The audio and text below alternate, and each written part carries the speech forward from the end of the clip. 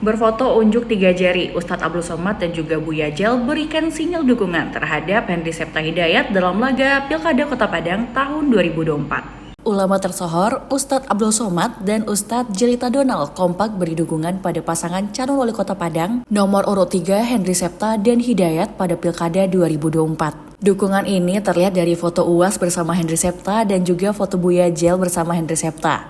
Jadi dalam foto terlihat keduanya mengacungkan 3 jari, simbol nomor urut 3 paslon Henry Septa Hidayat dalam laga Pilkada 2024.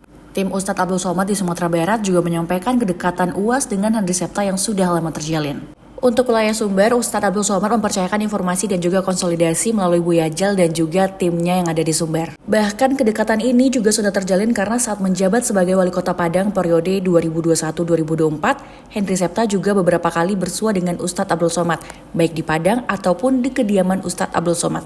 Dan dalam penyampaiannya, Ustadz Abdul Somad pernah mengajak agar pemerintah kota dan warga Padang fokus dalam pembangunan masjid serta aktivitas keagamaan.